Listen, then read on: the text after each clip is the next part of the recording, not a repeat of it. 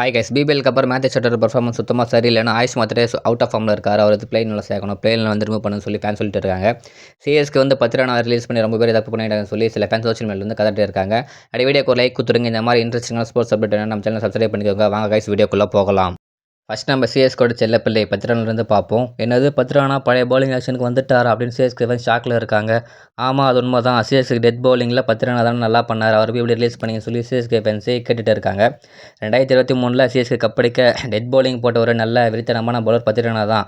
Social மீடியாவில் வந்து other ஃபேன்ஸில் கதறிட்டு இருக்காங்க. சிஎஸ்கே ஃபேன்ஸுக்கு வந்து நிறைய பேர் தெரியாது 10 ரன் ஏன் ரிலீஸ் பண்ணாங்க அப்படின்னு சொல்லி. அதற்கான காரணம் வந்து நம்ம இப்போ பார்க்கலாம். அவரோட பவுலிங் ஆக்ஷன் வந்து ஃபுல்லாக சேஞ்ச் ஆகிடுச்சு. கன்சிஸ்டன்சி வந்து சுத்தமாக இல்லை. யாருக்கு வந்து பழைய மாதிரி அக்யூரேட்டாக அவரால் போடவே முடியல. மெயின் ரீசன் வந்து அவர் இன்ஜுரி கன்சர்னர் பிளேயர். அவர் வந்து பார்த்துக்கிட்டே ஒரு பெரிய வேலையாக இருக்கும். இம்பார்ட்டன்ட் வந்து எல்லா மேட்ச்சும் 10 ரன் வந்து ப்ளே பண்ண மாட்டார் இந்த சீசன். 10 ரனுக்கு ஈக்குவல் பிளேயர்னு பார்த்தா எல்லிஸ் இருக்கார். அவர் நியூ அண்ட் ஓல்டு பாலர் ரெண்டுத்துலேயுமே வந்து செமையாக போடுவார். எக்கச்சக்கமான வேரியேஷன் பாலர் வச்சுட்டு இருக்காரு போடுறதுக்கு. அது இல்லாமல் பிபிஎல்ல கேப்டன்ஷிப் பண்ணி கப் அடித்து கொடுத்துருக்காரு. இந்த ஒரு ரீசனுக்காக தான் வந்து 10 ரன்னை வந்து சிஎஸ்கே ரிலீஸ் பண்ணியிருக்காங்க. அடுத்ததாக வந்து நம்ம மேத்யூ ஷாட்டை பற்றி பார்ப்போம். பிபிஎல்ல நல்லா பர்ஃபார்ம் பண்ணதால் மேத்யூ ஷாட்டை சிஎஸ்கே வந்து பிக் பண்ணாங்க. அதை பார்த்துட்டு ஃபேன்ஸ் எல்லாம் சிஎஸ்கேக்கு ஒரு செம்ம பேட்டிங் ஆல் ஒன்று கிடச்சிட்டு இருக்காரு, இவர் யாட நம்ம பிளேயிங் லெவலில் சேர்க்காமல் இருக்க போகிறோம், இவர் கன்ஃபார்ம் பிளேயிங் லெவலில் இருக்கணும் அப்படின்னு சொல்லி பயங்கரமாக பேசிட்டு இருந்தாங்க.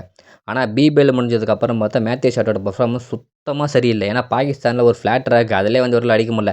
சரி பவுலிங் போட்டாச்சு மேனேஜ் பண்ணுவார் அப்படின்னு பார்த்தா 2 ஓவருக்கு 20, 1 ஓவர் 16 அந்த மாதிரி ரொம்ப கேவலமாக கொடுக்குறாரு. ஆனால் இது வரைக்கும் சிஎஸ்கே ஸ்குவாடில் வந்து ஒரு ஆஸ்திரேலியன் பிளேயர் எடுத்தால் அவர் பிளேயிங் லெவலில் கன்ஃபார்ம் சேர்த்துருக்காங்க. எக்ஸாம்பிள் வந்து மேத்யூ வேடன், வாட்சன், மைக்கேசி, அப்புறம் பென் இல்ஃபனாஸ், இவங்கலாம் வந்து கன்ஃபார்ம் ஆஸ்திரேலியன் பிளேயிங் லெவலில் இருந்திருக்காங்க. ஆனால் இப்போ வந்து என்னன்னா மேத்யூ ஷாட் வந்து நல்லா பர்ஃபார்ம் பண்ணால் மட்டும் தான் பிளேயிங் லெவலில் வருவார். இப்போ சிஎஸ்கேக்குள்ளே இன்டர் மேட்ச் நடக்கும். அந்த வந்து நல்லா பர்ஃபார்ம் பண்ணிவிட்டு அவர் பிளேயிங் லெவலில் கன்ஃபார்மாக இருப்பார். ஆனால் இப்போ இருக்கிற சுச்சுவேஷனில் நல்லா பர்ஃபார்ம் பண்ண மட்டும் தான் பிளேயிங் லெவலில் வந்து வாய்ப்பு இருக்குது. ஃபஸ்ட்டு சிஎஸ்கே ரொம்ப கேவலமாக பர்ஃபார்ம் பண்ணிட்டு இருக்கும்போது ரீப்ளேஸ்மெண்ட் பிளேயர் யார் எடுக்கலாம்னு சொல்லி பார்த்துட்டு இருக்கும்போது ஆயுஷ் மாத்திரா வந்து கிடைச்சார். அவர் நல்லா பர்ஃபார்ம்லாம் பண்ணிட்டு இருந்தார். செம வெறித்தனமான பேட்டிங்லாம் ஆனார். அதுவும் பெங்களூர் ஆப்போசிட்டில் ஒரு மேட்ச் வந்து பயங்கரமாக ஆடி கொடுத்துட்டு இருந்தார். ஆனால் ரீசெண்டாக வந்து சுத்தமாக பர்ஃபார்மன்ஸே இல்லை. பேட்டிங் ஃபார்ம் வந்து சுத்தமாக போயிடுச்சு. ஏன்னா ஏஷியா கப்பில் வந்து ரொம்ப கேவலமாக பண்ணி வந்து தோத்தாங்க. இப்போ அண்டர்-19 வேர்ல்டு கப்பில் வந்து பவுலிங் வந்து போட்டு மேனேஜ் பண்ணுறாரு. ஆனால் பேட்டிங் வந்து சுத்தமாக இல்லை. சிஎஸ்கே வந்து ஒரு ப்ளஸ் பாயிண்ட் என்னென்னா இவர் வந்து பவுலிங் ஆக்ஷன் போட்டு நல்லா பண்ணுறாரு. ஆனால் T20 வரப்போ இவரோட பேட்டிங் ஃபார்ம் வந்து சுத்தமாக அப்படியே வேறு மாதிரி இருக்குது. இப்போ என்னென்னா பிளேயிங்கில் வந்து நிறைய பேர் இவர் சேர்க்க தேவையில்லை அப்படின்னு சொல்லிட்டு இருக்காங்க. ஆனால் T20 பொறுத்தவரைக்கும் ஆயுஷ் மாத்திரம் நல்ல பேட்டிங் தான் இருக்கார். அவர் கன்ஃபார்ம் வந்து T20 சேர்த்தே ஆகணும்.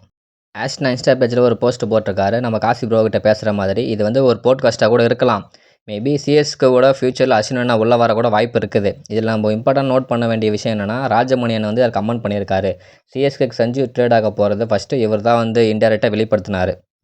ஃபியூச்சரில் அஸ்வினாக்கு எதனா ஒரு ரோல் கொடுக்கலாம். மேபி பவுலிங் கோச்சா கூட சிஎஸ்கேக்கு ஃபியூச்சரில் அஸ்வினா கன்ஃபார்ம் வர வாய்ப்பு இருக்கலாம். மேத்யூ ஷாட்டோட ஃபார்ம் பற்றி என்ன நினைக்கிறீங்க? ஆயுஷ் கம்பேக் கொடுப்பாரா? அண்ட் சிஎஸ்கே 10 ரன் ரிலீஸ் பண்ணி தப்பு பண்ணிட்டாங்களா? அண்ட் ஆஷ்னா வந்து சிஎஸ்கேவில் ஃபியூச்சரில் வர வாய்ப்பு இருக்கா? இதெல்லாம் உங்கள் ஒப்பீனியன் வந்து கமெண்ட்டில் சொல்லுங்கள். நெக்ஸ்ட் எந்த வீடியோ போடலாம்னு சொல்லி கமெண்ட் பண்ணுங்கள். Bye guys.